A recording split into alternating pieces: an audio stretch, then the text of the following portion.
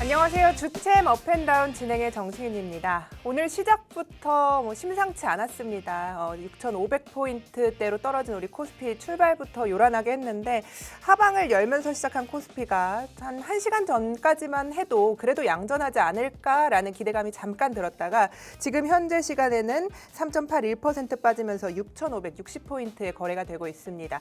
여기에 코스닥에도 오늘은 매도 사이드카가 방금 발동이 됐는데요. 이유는 아침부터 들으셨겠죠. 중국에서 키미3에 대한 생각보다 고성능이다 이런 이야기, 그리고 미국과 계속해서 이 중동의 지정학적 리스크가 불거지면서 전면전으로 가지 않을까라는 불안감이 사실 시장에는 굉장히 투자 심리가 위축되는 그런 구간입니다. 하지만 현지 시간으로 23일에 공개가 되죠. 알파벳의 실적이 그래도 우리는 분수령이 돼주지 않을까라는 기대감이 있습니다만 사실 지금 구간이 쉽지만은 않아서요. 여러분들께서 계속 좀 시장을 대응을 하셔야 될 것 같습니다. 알파벳 실적을 조금 더 이야기해 보자면 계속해서 실적이 찍히는지, 그리고 제미나이에 대한 이용자가 계속해서 증가가 되는지 시장은 눈으로 확인하고자 할 테고, 또 여기에 AI에 대한 투자 규모를 계속해서 늘리는지도 시장은 굉장히 예민하게 바라볼 것이기 때문에 우리는 여기서 반도체에 대한 이야기, 그리고 조금 더 시장 전반에 대한 이슈들을 체크를 하면서 이번 주는 분수령이 되지 않을까라는 생각이 듭니다. 투자 심리가 악화된 우리 시장 속에서 어떤 해법을 찾아봐야 할지 오늘 이 시간 주목해 보시기 바라겠습니다. 조금 더 자세한 시장 상황 알려드리도록 하겠습니다. 캐스터와 함께 하시죠. 안녕하세요. 주챔 업앤다운 캐스터 마은채입니다. 우리 시장이 쉬어가는 사이 많은 일들이 있었죠. 미국과 이란의 종전량의 각서가 무효화되고 미군 사상자가 나오면서 전면전 위기가 고조되고 있습니다. 여기에 중국발 AI 쇼크까지 겹치며 미국 반도체주들이 일제히 하락했는데요. 이러한 약세 속에서 SK 하이닉스 ADR은 상승 마감에 성공했습니다. 외신들은 한국 증시 공휴일 휴장으로 수혜를 본 것이라고 분석하고 있습니다. 그럼 오늘장 어떤 흐름 보이고 있는지 같이 살펴보겠습니다. 먼저 지수부터 살펴보도록 하겠습니다. 양 지수 모두 파란불을 켜며 다소 부진한 모습 보여주고 있습니다. 코스피 미 반도체주 쇼크에 2% 급락한 6,600선에서 출발했는데요. 현재 3.84% 하락한 6,559선에서 움직이고 있습니다. 코스닥 지수 2% 내린 770선에서 출발했는데요. 현재 4.72% 내린 754선에서 거래되고 있습니다. 다음으로 수급 현황 살펴보겠습니다. 코스피 시장에서 개인과 외국인은 동반 매도 보여주고 있고요. 외국인은 매수 보여주고 있는데요. 외국인 홀로 4,132억 원 사들이고 있습니다. 지난주 외국인이 2거래일 연속 순매수하다가 바로 직전 거래일에 매도 포지션에 돌아섰었는데요. 다행히 오늘 외국인이 다시 유입됐습니다. 코스닥 시장 현재 외국인과 기관 동반 매도 보여주고 있습니다. 외국인은 1,298억 원 팔아내고 기관은 267억 원 팔아내고 있습니다. 개인은 홀로 1,594억 원 사들이며 방어하고 있습니다. 그렇다면 오늘장 어떤 종목들 주목하면 좋을지 특징주 살펴보도록 하겠습니다. 첫 번째 삼성바이오로직스입니다. 삼성바이오가 국내 바이오 업계 최대 규모인 2조 7천억 원을 투입해 스위스 펩타이드 기업을 인수했다는 소식이 들렸습니다. 삼성바이오는 이러한 인수를 통해 비만 당뇨 치료제 분야에 본격 진출하게 됐는데요. 이러한 호재에도 불구하고 삼성바이오 장 초반 약세를 보이며 현재 2.44% 하락한 136만 2천 원에 거래되고 있습니다. 두 번째 삼천단 제약입니다. 삼천단 제약이 FDA로부터 건구용 비만, 당뇨 치료제 제네릭의 개발 경로를 확인받았습니다. 그간 시장에서 제기됐던 개발 경로 관련 구제 불확실성이 상당 부분 해소됐는데요. 이 소식에 장 시작과 동시에 강한 매수세가 유입되며 상한가를 기록했습니다. 삼천단 제약 현재 29.82% 상승한 23만 9천 원에 거래되고 있습니다. 마지막으로 현대임스입니다. 현대임스는 최근 3거래일 연속 상승 흐름 이어가고 있는데요. 지난주 목요일이죠. 도널드 트럼프 미국 대통령이 한국 조선업계와의 협력 가능성을 언급하면서 조선주에 훈풍이 불었습니다. 하지만 오늘 하나오션, H현대중공업, 삼성중공업을 약세를 보여주고 있는데요. 이에 반해 현대임스는 강세 보여주고 있습니다. 현대임스 현재 10.63% 상승한 13,430원에 거래되고 있습니다. 이번 주부터 빅테크들의 본격적인 실적 발표 시즌이 시작됩니다. 테슬라와 알파벳이 오는 22일 빅테크 실적 시즌의 문을 열고 다음 주 마이크로소프트와 메타, 애플과 아마존이 뒤를 잇습니다. SK 하이닉스도 24일 실적 발표를 앞두고 있습니다. 이에 주목해 투자 방향 잡아보시면 좋을 것 같습니다. 지금까지 캐스터 마은채였습니다.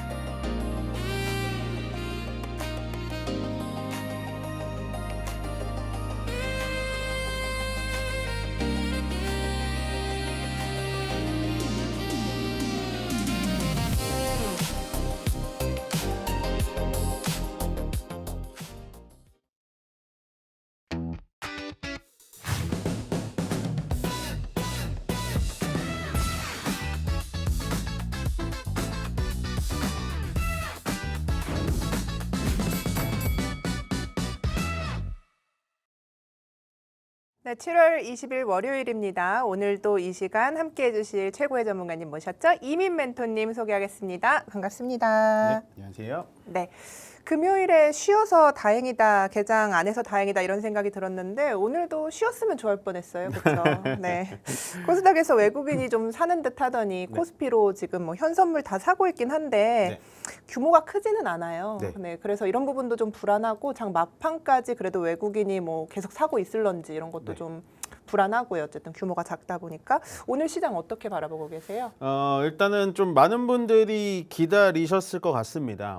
정확한 해결책이랄까 할까요? 아니면은 좀 시원한 좀 해결책과 답변을 좀 원하시는 분들이 많을 것 같은데 사실은 참 어렵습니다.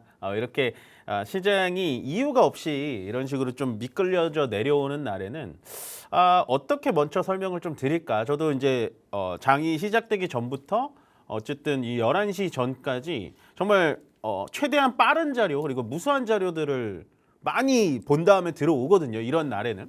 그래서 어떤 거가 조금 명쾌한 답변이 될 것인가라는 거를 많이 찾아보고 오는데 실제로 명쾌하게 어떠한 이유 때문에 시장이 이런 식으로 무너지는 거는 뭐 없는 것 같고 전체적으로 보자면 첫 번째 저번 주 주말에 그리고 금요일 날 대만 증시와 일본 증시가 많이 빠진 영향이 처음에 시장을 이런 식으로 좀 개파락이 나왔던 여기 보시면 개파락이 좀 나왔던 이유라고 보시면 될 것 같고요. 거기에 따라서 일단 삼성전자, SK하이닉스가 같이 밀리다가 반등을 좀 해줬습니다. 이런 식으로 반등을 좀 해줬는데 반등을 해주다가 다시 좀 밀리죠. 밀렸다 여기서 반등해주다 또 밀렸다가 지금 또 다시 반등을 해주고 있는 그런 모습입니다. 그래서 이런 거는 어떻게 해석을 해야 되냐면 첫 번째는 일단은 주말 우리가 쉬었던 연휴 사이에 전체적으로 일본 증시가 뭐 키옥시아라든지 모라타 제작소, 도쿄 일렉트릭 중심으로 좀 빠졌고 대만 증시도 지수 자체가 6% 빠진 거에 대한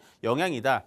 라고 보시면 되고요. 두 번째는 약간은 좀 그런 거겠죠. 역시 미국 이란 간에 이제 지상군 투입까지 얘기가 나오고 실제로 예멘이죠. 예멘 쪽에서 미국 군인이 실종되거나 사망됐다라는 얘기는 좀 큽니다. 그래서 그 영향으로 조금 더 추가적으로 하락이 나오는데 뭐 제가 단언 드릴 수는 없겠지만 오늘은 전약 후강일 장세가 좀 높습니다.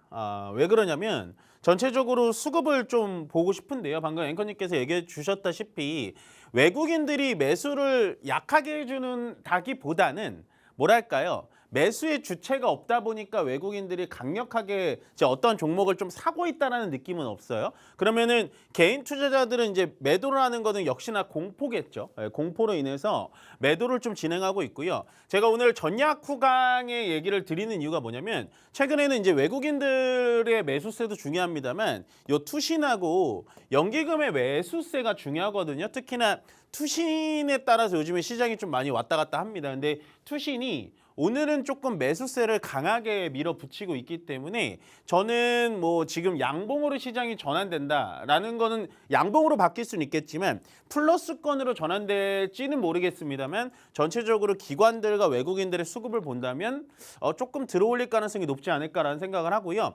금융투자 쪽에서 오늘 마이너스 3,300억 원 정도 마이너스가 들어오고 있습니다. 이거는 제가 봤을 때는 이건 것 같아요. 주말 사이에 단일 종목 레버리지에 대해서 규제가 나왔죠. 그 규제가 효과가 있건 없건 어떠한 대책을 내놔야 된다라고 설명을 드렸다시피 대책을 내놓다 보니까 선수들은 다 빠지는 겁니다. 여러분들도 빠지셔야 돼요. 이거 지금 제가 봤을 때는 하루 사가지고 이제 하루 팔았던 트레이더들, 선수들 있죠. 다 빼고 있습니다. 왜냐하면 이게 지금 정책의 효과가 있건 없건 어느 정도 지금 이게 효과가 없으면 또 더 강한 규제책이 들어올 거거든요. 근데 단일 종목 레버리지라는 건 여러분들 기준이 아니라 저 같은 트레이더들 입장에서는 그냥 하루 사서 하루 파는 겁니다. 그런데 여기다가 이런 식으로 규제를 건다? 매력이 없는 거죠. 그래서 저는 단일 종목 레버리지 ETF는 앞으로 시장의 하락을 주도할 리는 없다. 자연적으로 소멸할 가능성이 굉장히 높아졌다. 그러면 최근의 하락을 조금만 버틴다면 시장은 다시 올라올 가능성이 되게 높다라고 보시면 돼요. 저는 오늘 금융투자 쪽에서 이 정도의 매도가 나오고 같이 현물에서 개인 투자자가 매도가 나온다라는 건 시장이 어느 정도 한 60%, 70% 바닥을 잡았다라고 보여지고요. 다만 힘들죠. 보시면 코스피 기준해 가지고 일봉으로 본더라도 일단은 요 오늘의 저점, 그러니까 3일 전의 저점을 지금 깰랑말랑 하고 있는 거거든요. 그리고 추세 자체는 다 무너져 있고 약간은 좀 예민하게 보자면 사실은 이제는 여기서 보시면 이렇게 저점을 이은 상승 추세에서 여기서 9,385포인트를 찍고 나서 하락 추세로 바뀐 건 맞습니다. 그러니까 추세 자체가 여기서 상승 추세에서 기술적으로 보자면 하락 추세로 바뀐 건 맞고요. 지금은 여기서 뭐 이게 조정 중이다. 제가 말씀드린 뭐 박스권이다. 이게 다 맞지 않는 겁니다. 제가 박스권으로 얘기 드렸던 건 여기 7,000 하단선에서 8,200에서 8,300 요 박스권을 말씀드렸는데 이 박스권을 깨고 내려왔기 때문에 지금은 조정과 하단은 맞지 않는다. 그러면 뭐를 생각하셔야 되냐? 지금 시장에서 바닥을 어떻게 어느 선에서 잡아줘야 되는지를 체크해야 되는 부분입니다. 결국에는 상승 추세로 올라갔다가 하락 추세로 내려오는 거 맞아요. 인정을 해야 됩니다. 그리고 시장은 무섭게 계속해서 떨어지는 거 맞습니다. 그렇지만 오해하지 말아셔야 될 건 뭐냐면 저는 이 시장이 계속해서 이런 식으로 떨어질 거라고 생각하진 않아요.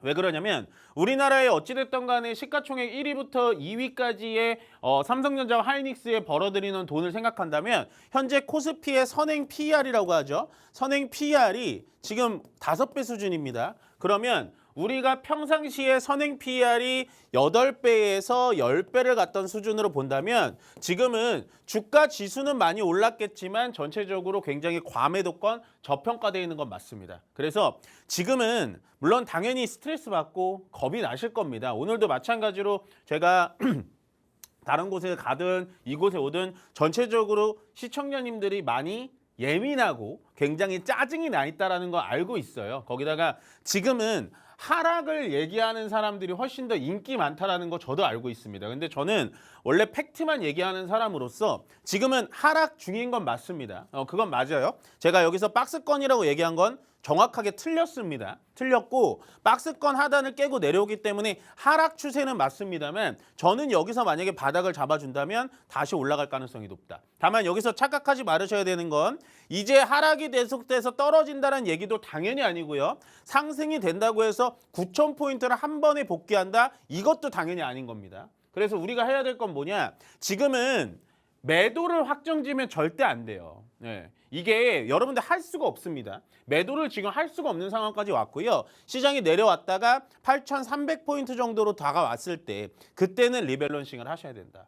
그 얘기를 좀 드리고 싶어요. 그래서 저는 오늘 조금 과감하지만 전체적으로 역시나 전략 후강이 될 가능성이 좀 높다. 지금은 시장이 계속해서 빠지는 거는 역시나 공포에 의한 투매로 조금 빠지는 거일 수도 있다. 그리고 일단은 우리가 시장을 지켜주려면 삼성전자와 하이닉스가 지켜줘야 되는데 삼성전자 같은 경우에도 결국에는 지금 많이 추세가 꺾여져 있죠. 추세가 지금 코스피랑 비슷하죠. 얘는 오히려 전에 3일 전에 저점을 깨고 있습니다.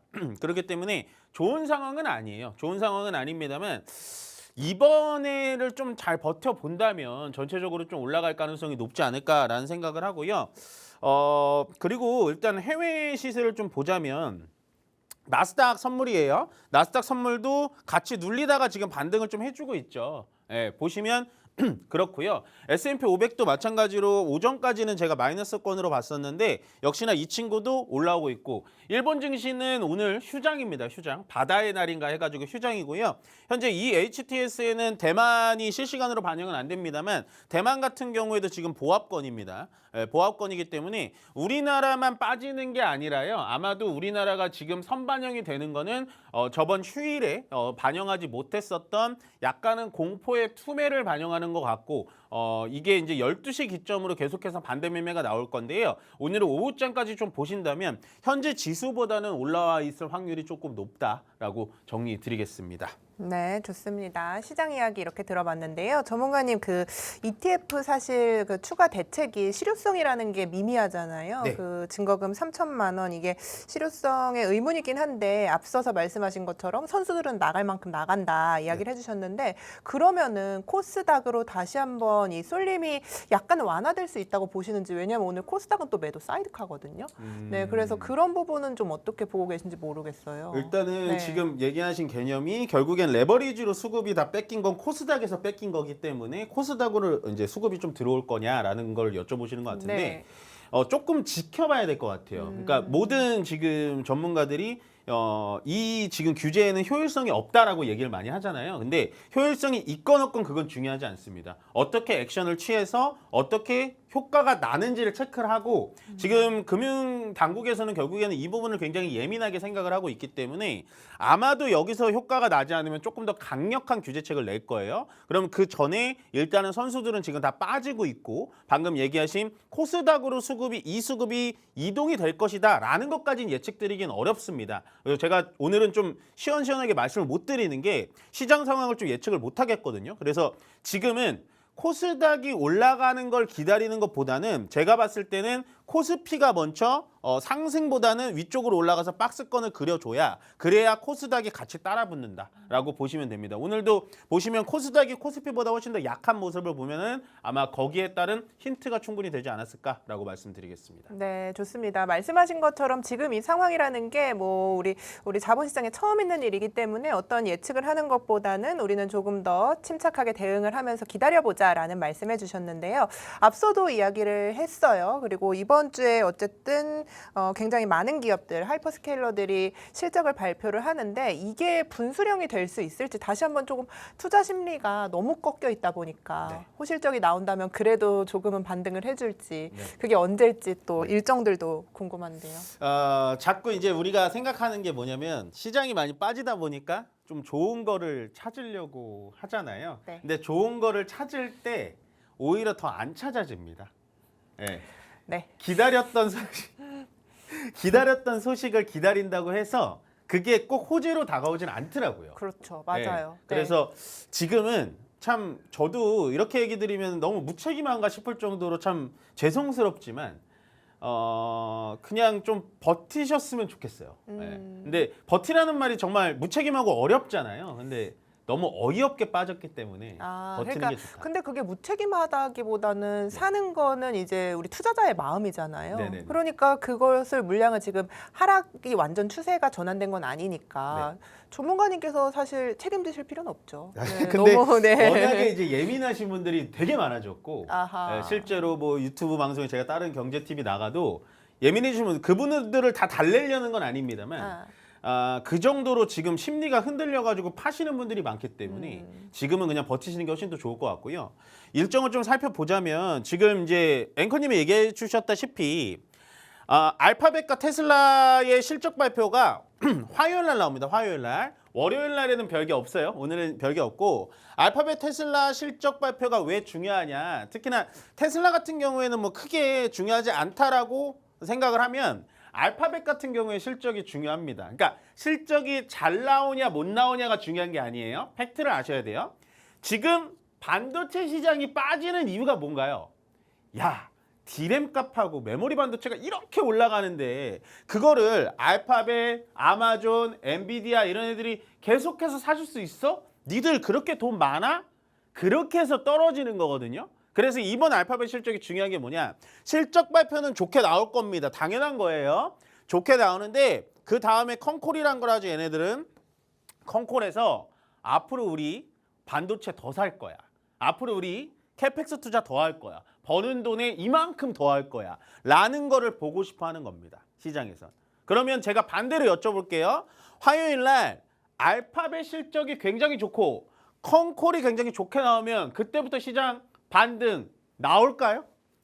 안 나오겠죠. 뭐 사실 네. 왜냐하면 그 전에 호실적 발표했을 때도 뭐 네. TSMC나 뭐 여타 기업들이 나왔을 때도 그 추세 자체를 돌리기에는 역부족이었기 때문에 어쨌든 그래도 하나의 뭔가 더 떨어질 것은 이 AI 논란에서 더 떨어질 브레이크 정도는 걸어주지 않을까의 느낌 정도요. 역시 고수. 네. 이거 기다려서 올라갈 거라고 생각하는 사람 많거든요. 네. 근데 지금은 안 올라갈 겁니다. 왜 그러냐면 시장은 제가 말씀드렸잖아요. 늘 심리와 수급의 싸움입니다. 지금 시장은 올라간다고 하는 사람이 더 많을까요? 이제부터 떨어진다라고 생각하는 사람들이 많을까요? 예, 제가 봤을 땐 이제부터 떨어진다라고 생각하는 사람이 많기 때문에 만약에 화요일 날 제대로 좋은 소식이 나와서 시장에 반등이 들어오잖아요. 그러면 반등이 들어오는 곳에서 매도하려는 심리가 훨씬 더 강하기 때문에 시장은 이걸 기점으로 반등하진 않을 겁니다. 예, 그만큼 시장은 굉장히 잔인하게 이렇게 본전 심리를 가진 사람들을 다 떨구고 나서 그 다음부터 올라올 거예요. 예, 그거를 견뎌야 되는 게 지금 시장이고요. 그거를 항상 많은 이해와 많은 인내를 해야 되는 게 원래 시장입니다. 네, 그것만 기억해 주시면 돼요. 그래서 알파벳 실적이 안 중요하다라는 게 아니라 여기서부터 기점을 해서 왜 안 올라가지? 라는 분들에 대한 이해도를 좀 심어드렸고 수요일 날 같은 경우에는 인텔 실적 발표가 있습니다. 좋게 나올 거예요, 이것도. 예, 인텔이라고 하면 뭐예요? CPU입니다. CPU에 대한 이해도는 추론 시장이에요. 우리가 여태까지 학습 시장이었다면 이제부터는 추론 시장이 올라갈 거다라고 하면서 인텔 실적 좋게 나올 거고 수요일 날 국내 이제 주요 업체들이 발표가 나오죠. 현대차 그룹들 나옵니다. 현대차, 삼성바이오, 현대글로비스 그 중에서 저는 현대차가 가장 중요하다고 보여지고요. 목요일 날에는 기아, 현대모비스, 삼성중공업 다 중요합니다. 얘네 말고도 다른 업체들도 실적 발표가 많지만 저는 중요하다라고 생각하는 거 해놨는데 그래서 이번 주 주요 일정은 물론 당연히 알파벳 보셔야 될 것 같고요. 그다음에 현대차 그룹, 그다음에 여기서 보시면 삼성중공업을 보셔야 돼요. 요게 최근에 이 조선업황들이 굉장히 안 좋은데요. 삼성중공업이 수주잔고가 굉장히 꽉 차 있습니다. 거기에 따라서 어떻게 실적을 반영을 하는지 체크를 좀 해보셨으면 좋겠고요. 자, 제가 오늘 사실은 시장이 오늘 이렇게 나쁠 것 같지 않아서 이렇게 준비했어요. 이게 제가 항상 최신 거를 해드리려고 그 전날 한 12시, 11시까지 준비를 하거든요. 근데 시장이 이렇게 안 좋을 것 같지는 않아서 우리나라 시장은 좋을 것 같아서 갖고 왔습니다. 우리가 7월 17일 재헌절날 니케이 지수가 마이너스 4% 빠졌습니다. 그래서 아까 앵커님께서 한번 얘기하셨지만 우리가 휴장이었는 게 나았다. 물론 그게 맞죠. 예. 그래서 굉장히 겁을 먹었는데 오늘 올랐습니다 라고 얘기하려고 했는데 오늘 같이 떨어지고 있고 자 그럼 니케이가 빠지는 이유가 뭐냐 키옥시홀딩스 시가총액 1위였습니다. 3주 전만 해도 얘가 하한가가 나왔어요. 일본은 이게 정해진 하한가가 뭐 마이너스 30% 마이너스 15% 정해진 게 아니고 시가총액 대비 그리고 유통 주식 대비 떨어진 걸로 하한가를 매깁니다. 그래서 얘는 16% 떨어진 게 하한가예요. 예, 물론 오늘도 아마 일본 시장이 개장했으면 키옥시안 더 빠졌을 겁니다. 지금 얘는 시가총액 5위입니다. 1위였던 애가 5위까지 떨어졌고 도쿄일렉트론도 중요합니다. 요 이제 반도체 장비 쪽인데요. 얘도 마찬가지로 10% 가까이 빠졌고 무라타 제작소 우리 정말 좋아했었던 종목이죠. 삼성전기와 같이 가는 MLCC의 대장주라고 하는 애도 거의 10% 빠졌습니다. 결국엔 일본 니케이 지수가 4% 빠진 거에 가장 주력적으로 행동했던 건 반도체라는 거죠. 그러면 지금 우리나라 시장도 반도체 중심으로 워낙 돼 있는 시장인데도 거기서 더 빠지는 건 결국에는 지금 일본 시장, 미국 시장, 대만 시장과 동조하고 있다라고 생각하시면 됩니다. 예, 그래서 우리나라만 빠지고 있지 않음에 좀 다행이라고 생각하고요. 7월 달에 우리나라 시장의 전체적인 이제 상승과 하락의 업종입니다. 음식료가 그나마 지켜줬고요. 화학, 의약품, 뭐 운수장비 이렇게 지켜줬는데 전통적으로 얘네들은 이제 경기 방어주죠. 화학이라고 하면은 뭐 일반 화학을 생각하시는데요. 얘도 어떻게 보면 의약품에 좀 들어갑니다. 그렇기 때문에 경기 방어주라고 보시면 되고 역시나 이제 많이 떨어진 거는 기계와 전기전자 이렇게 보시면 돼요. 그래서 우리나라의 대체적으로 반도체 쪽을 맡고 있는 전기전자가 이게 보세요. 2주 만에 10%나 빠졌습니다. 업종 지수가. 그러니까 당연히 주가 지수가 빠질 수밖에 없다라고 보시면 될 것 같고요. 상당히 좀 과격한 차트를 좀 갖고 왔죠. 보시면 이만큼 올라갔다가 이만큼 떨어지는 요 차트들을 갖고 왔는데 여기서 조금 특이한 점이 뭐냐면 생각보다 많이 올라간 애들이 누구예요? 지금 키옥시아하고 샌디스크입니다. 네, 저는 이 차트를 보고서 제가 너무 긍정적이게 생각하나요? 이 차트를 보고서 생각을 한 게 뭐냐면 조금 이해가 안 가는데? 라고 본 게 뭐냐면 키옥시아와 샌디스크는요. 우리나라 삼성전자, 하이닉스, 마이크론 테크놀로지보다 올라간 폭이 훨씬 높아요. 네, 근데 얘네 둘의 차이는 뭐예요? 얘네 둘의 차이는 많이 올라간 애들은 낸드 플래시 쪽이고요. 예, 요렇게 조금 올라가진 않았습니다만 오름폭이 좀 작아진 애들은 디램 쪽이에요. 물론 낸드 플래시도 합니다. 디램과 낸드 플래시인데 낸드 플래시 애들은 솔직히 말씀드리면 좀 과하게 올라간 거죠. 왜? 시장의 중심은 현재 디램입니다. 디램이기 때문에 사실은 SK하이닉스, 마이크론 테크놀로지, 삼성전자가 이렇게 오름폭이 더 높았어야 되는데 낸드 플래시 쪽이 좀 높다라는 건 저는 이걸 보고 나서 조금 이해가 안 가네 라고 생각을 좀 했었어요. 그래서 전체적으로 우리는 그렇게 많이 올라가진 않았구나. 예, 보시면 냉정하게 좀 그렇죠. 그러니까 너네들은 당연히 내려와야 되는 게 맞고 여기서 우리가 어느 정도 좀 조정을 받는다면 다시 올라갈 가능성이 높겠구나 라고 생각을 해주시는 게 좋아요. 요 차이점을 꼭 알아두셔야 됩니다. 왜냐하면 낸드 플래시 같은 경우는요. 솔직히 말씀드리면 중국 업체도 이 정도로 만들어요. 예, 근데 디램은 못 따라옵니다. 예, DDR5 아직 못 따라와요. 그것만 생각하시면 돼요. 그래서 신기하게도 요 세 개 업체만 아직 이 낸드 플래시의 상승률을 따라가지 못하고 있구나 라고 보시면 됩니다. 자, 그 다음에 요거를 제가 어제 준비하면서 많은 생각을 가졌는데요.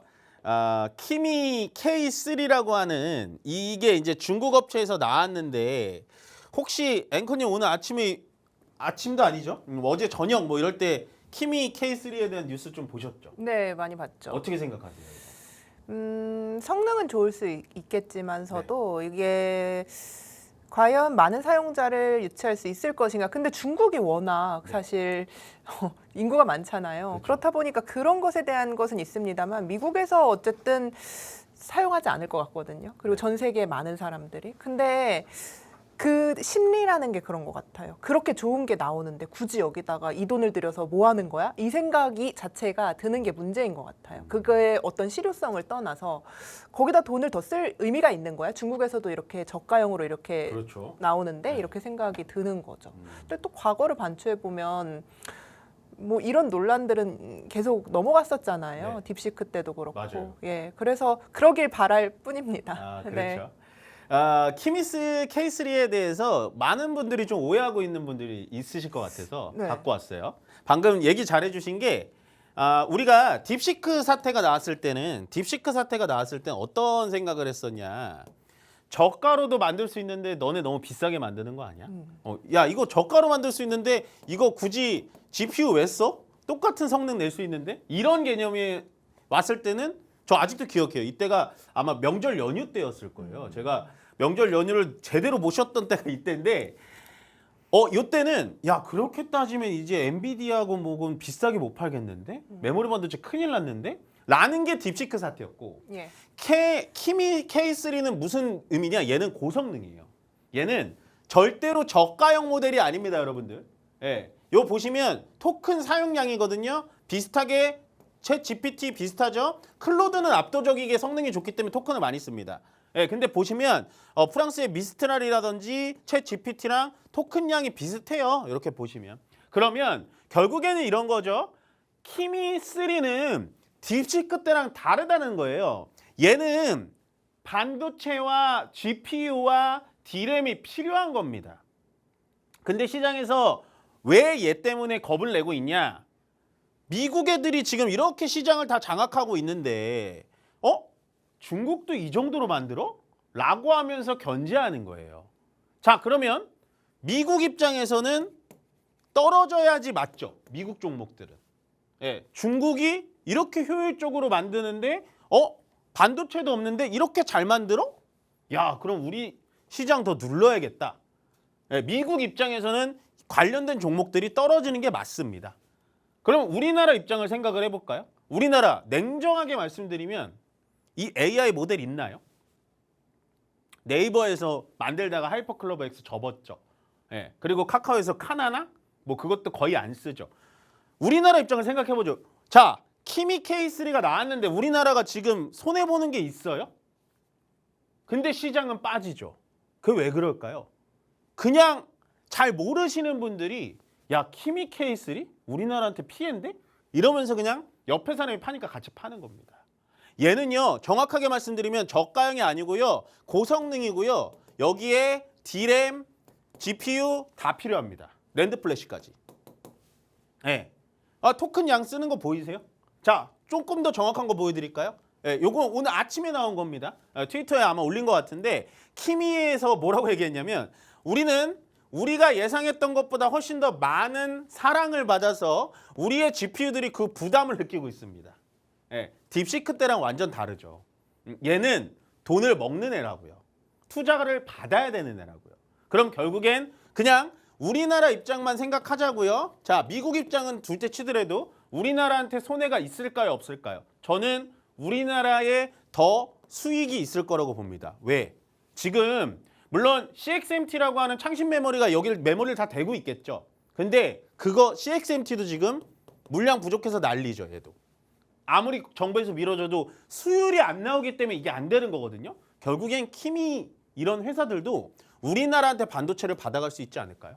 물론 미국이 막을 수도 있습니다. 뭐 막으면 막는 대로 생각하시면 돼요. 왜? 우리나라 갖고 있는 거 더 비싸게 미국에다 팔면 되니까. 사실은 우리나라한테는 나쁜 소식이 아닌데 시장이 전체적으로 무너지다 보니까 아침부터 키미 저는 처음에 키위인 줄 알았어요, 이거. 예. 제가 왜 이렇게 확신 있게 말씀드리냐면 어제 내내 이 키미에 대해서만 봤거든요. 근데 마침 얘가 이렇게 올려줬고 보시면 지난 48시간 동안 수요가 현재 용량 한계에 달해서 보시면 여기 보이시죠? 일시적으로 신규를 중단하고 현재 컴퓨팅 우선적으로 처리합니다. 이게 무슨 뜻이냐? 우리 지금 AI 가속기 부족해요. 예. 우리 D램 부족하고요. 우리 GPU 부족해요. 옛날에 기억나세요? 클로드 얘네들이 한창 잘 나갈 때 어떤 일이 있었죠? AI 데이터 센터 용량 부족해서 문 닫았죠. 예. 그때 돈 내고 쓴 사람들 종량제로 다 바꿨습니다. 그러다가 얘네가 어떤 일을 했냐? 테슬라가 하고 있는 데이터 센터를 빌려 쓰면서 용량이 또 풀렸어요. 그 정도로 지금 중국이 잘 만드는 거는 우리한테 좋은 거라고요, 여러분들. 예. 얘는 이게 혼자서 만들 수가 없어요. 우리나라 반도체가 들어가 줘야 된다고요. 안 그러면 이거 못 따라가요, 클로드를. 아시겠어요? 시장이 떨어지는 거에 대해서 부담을 느껴서 전체적으로 이런 게 악재다라고 다가오는 게 아니라 제가 봤을 때는 저는 지금 우리나라 입장에서 반도체 중에서 또 다른 호재가 터졌다라고 보시면 됩니다. 그래서 물론 오늘 시장이 떨어지는 데 있어서 굉장히 좀 의구심도 많이 드시고 불안감도 많이 드시겠지만 전체적인 시장의 환경은 여전히 나쁘진 않다. 단지 주가만 떨어질 뿐이니까 너무 예민하고 이리예비하게 생각하지 말자라고 정리드리겠습니다. 네, 이렇게 키미3에 대한 이야기까지 해주셨는데요. 아직 반도체 이익에 대한 이 의구심이 해소되지 않은 상황에서 계속해서 추가적인 노이즈들이 계속되면서 오늘도 수급적으로 좀 이슈가 있습니다. 이렇게 계속 어려운 시장 속에서 우리는 투자를 어떻게 해야 할 것인가 방향성을 잡아야겠고요. 그 안에서 많은 시나리오를 써봐야겠죠. 방송에서 다 드릴 수 없는 정보들 그리고 더 깊이 있는 인사이트들 소개해드리는 시간 마련했습니다. 강연회 정보입니다. 화면으로 소개해드리겠습니다.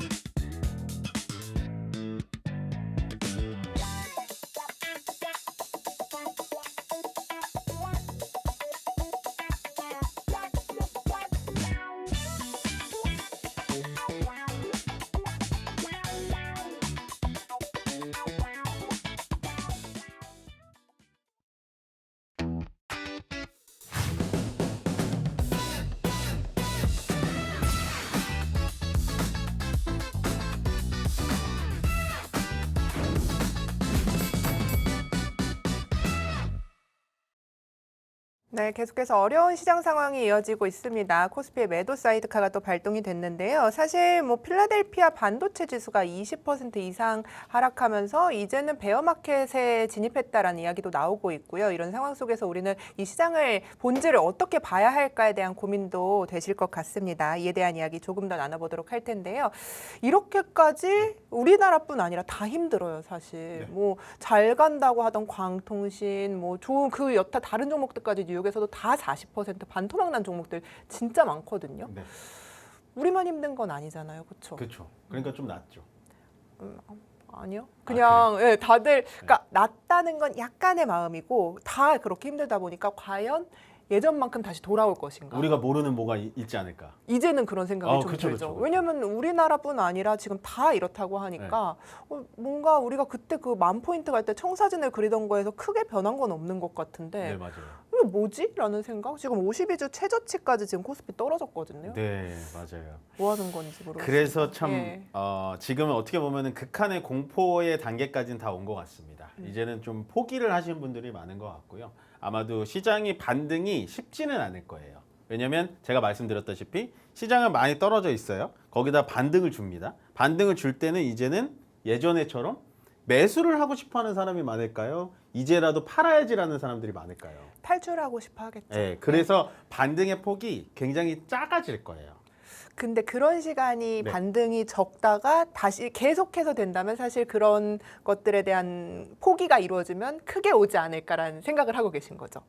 그런 것보다도 네. 이게 이제 그렇게 되면 이제 어느 정도의 또 수급이 완화가 돼요. 네. 그러니까 이제 막 이렇게 눈에 불을 켜고 샀던 매수세가 사라지다 보면 시장은 안정화가 되고 시장이 안정화가 되면 돈을 잘 버는 기업 중심으로 주가는 다시 회귀를 하게 되거든요. 그러니까 그 타이밍을 보자라는 거지. 지금 상태에서 뭐 어떻게 극적으로 내가 뭘 해볼 거야라는 심리들이 또 많아요. 한편으로는 포기를 하면서. 네. 그렇기 때문에 지금은 방금 얘기하셨다시피 뭐 극적으로 뭐가 빵 치겠다라는 것보다는 반등이 어느 정도 와야 되는지 먼저 확인을 좀 해봐야 되는 것 같고요. 거기에 그 반등을 할 때 개인 투자자들의 매도세가 얼마나 세고 얼마나 탈출하고 싶어하는 수급이 많은지 그거부터 체크를 좀 해야 될 것 같다. 그러니까 네. 너무 이렇게 두 템포 세 템포 앞을 보려고 하지 말고 당장의 반등이 얼마나 폭이 나오는지 그거부터 좀 체크를 해야 될 것 같아요. 네, 좋습니다.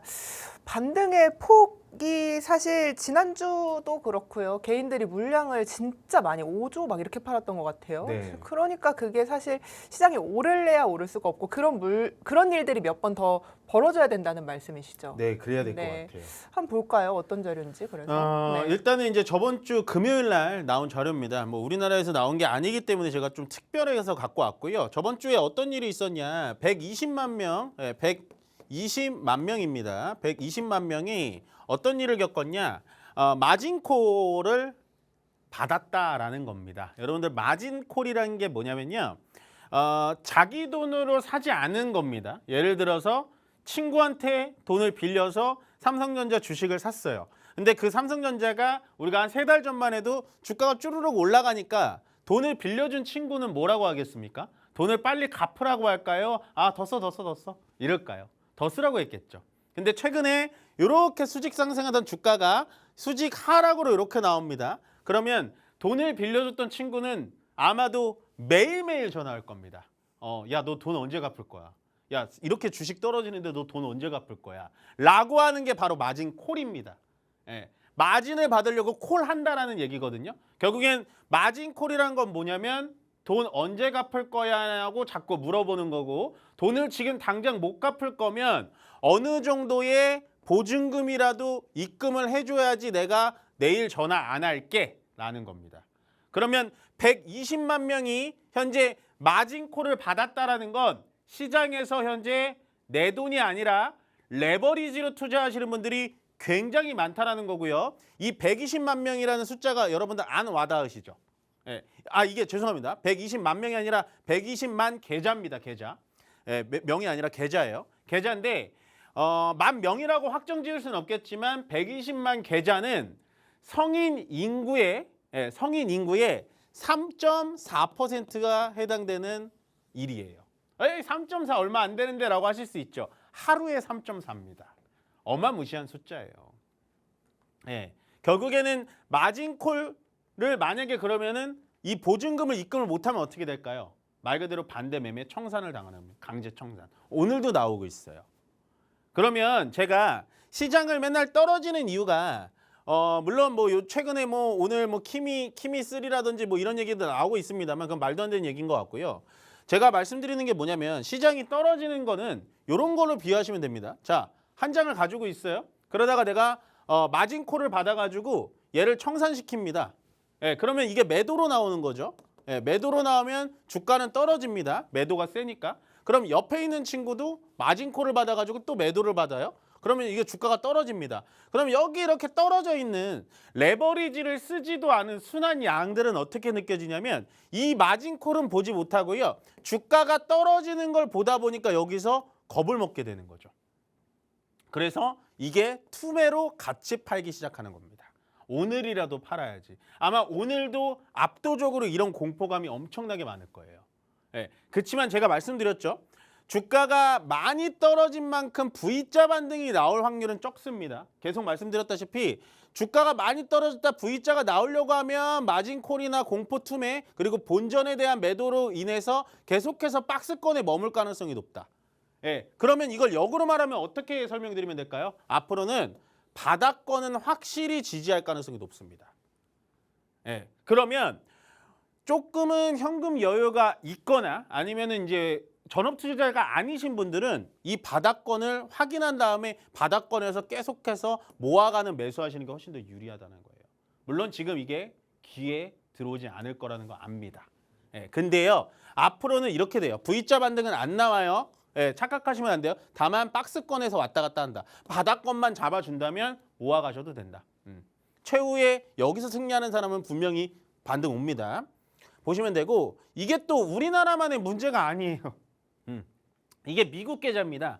미국 계좌인데요. 지금 역대 최저죠. 이게 뭐냐면 순자산 지표라는 건데요. 순자산 지표가 마이너스 지금 엄청나게 떨어져 있죠. 이게 뭘 뜻하냐면 신용잔고를 이렇게 쓰고 있다는 거예요. 그럼 지금 미국 계좌도 그렇고 우리나라 증시도 그렇고 전체적으로 반대매매 청산과 마진콜의 위험이 굉장히 많이 도사리고 있다라고 보시면 됩니다. 그래서 뭐 정말 오늘은 많이 안 와드실 것 같아요. 그렇지만 저는 계속해서 얘기합니다. 예, 저는 주식은요 그렇게 생각해요. 본인이 생각한 게 맞다라고 우기는 사람은 주식을 못 하거든요. 근데 내가 먼저 샀던 종목에 대해서 이해도와 그 기업을 보고 샀다면 그 기업에 대한 펀더멘탈과 투자 아이디어가 틀어지지 않았다면 저는 끝까지 밀고 가셔도 된다. 그건 고집이 아니라 여러분들이 보는 눈을 시장에서 확인하는 겁니다. 예. 자, 저는 이걸 보고 희망을 좀 느꼈지만 희망대로 되진 않지만 저번 주 금요일 날 제주도에서 이제 대한상공회에서 의장이시잖아요. 최태원 회장님이 나오셔서 멋있게 얘기를 하셨어요. 샀다 팔다 하지 말고 그냥 갖고 계세요. 최태원 회장님이 본 하이닉스 이제 물어봤겠죠, 기자들이. 하이닉스 300에서 200만 원 떨어졌는데 100만 원 떨어졌는데 어떡해요? 근데 제가 저번 주에 앵커님한테도 한번 여쭤봤던 것 같습니다. 반도체에 대해서는 저보다 애널리스트를 믿으셔야 되고 애널리스트보다 SK 하이닉스 임직원을 믿어야 되고 SK 하이닉스 임직원보다 그거를 주인으로 갖고 있는 최태원 회장을 믿으셔야 된다. 네. 믿었더니 결과가 안 좋긴 하죠. 네. 어떻게 생각하세요? 저 말이요? 네. 갖고 있고 싶죠. 근데 이게 아까 말씀하신 신용 물량이라는 것도 있고요. 네. 또 저분의 입장에서는 왔다 갔다 하는 그 220만 원에서 뭐 170만 원 이게 큰 돈이 아니실 수 있어요. 근데 네. 우리 개인 투자자 입장에서는 굉장히 큰 손실이다 보니까 이게 사실 갖고 있고 싶은데 멘탈적으로 잘 안 되는 것 같아요. 결국 그것을 믿더라도 이게 내 장이 항상 원래 저평가였잖아요. 네. 이런 게 처음이잖아요. 그러다 보니까 이거를 갖고 계속 있을 수 있느냐 이 체력이 약한 거예요. 들어오신 분들도 많고. 그렇죠. 그러다 보니까 저런 말이 나오긴 하지만 이제 내가 처음 생각했던 것과 너무 내 계좌가 다르니까 말은 그래 너는 부자니까 갖고 있을 수 있겠지 우린 아니야 이렇게 반발심이 생기는 거죠. 왜냐하면 너무 많이 떨어졌잖아요. 고점에 그렇죠. 비해서 그냥 믿고는 싶어요. 네. 근데 결국 나중에 우리가 대대손손 물려주면 하이닉스가 정말 좋은 기업이겠구나라는 생각은 하지만 지금 당장이 좀 힘든 시간이 아닐까라는 생각은 들어요. 그러니까 전문가님은 어떠세요? 펀더멘탈보다는 네. 심리가 앞서 있는 상황이다라는 네. 거잖아요. 그게 저는 100% 이해가 안 가지는 않습니다. 그게 당연한 거고요. 우리는 어떻게 보면 효율, 그러니까 사자마자 벌고 싶어하고 빠르게 좀 벌고 싶어하는 게 주식 투자의 굉장히 좀 어떻게 보면 암묵적인 룰이라고 할 수가 있겠죠. 근데 그럼에도 불구하고 뭐 방금 여쭤보셨지만 저도 마찬가지로 주식 투자라는 거는 물론 샀다 파는 걸 저는 많이 합니다만 지금 시장에서 여러분들은 정말 샀다 팔다를 하지 말고 그냥 갖고 있는 거는 좀 어떨까요? 라는 생각을 해요. 물론 정말 과도하게 떨어졌습니다. 예. 그러니까 팩트는 이거예요. 과도하게 하락했다. 이건 맞잖아요.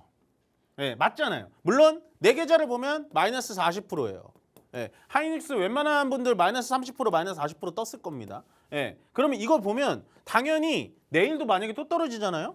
야, 이거 진짜 어떻게 할 수가 없다 라는 얘기가 나오고 오늘도 마찬가지로 제가 뭐 전약 후강을 얘기했지만 뭐 더 떨어지는데 무슨 소리야 라는 분도 많을 테고 그렇지만서도 일단은 팩트만 보자면 과도하게 떨어진 건 맞다.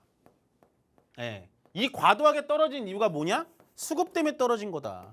예, 수급에 대한 이슈가 뭐냐? 아까 말씀드렸던 마진콜 이슈가 저는 어느 정도 분명히 있다라고 보여지고요. 거기다가 수급이 이런 식으로 떨어져서 주가가 떨어지니까 심리가 많이 불안정돼 있어서 떨어지는 거다.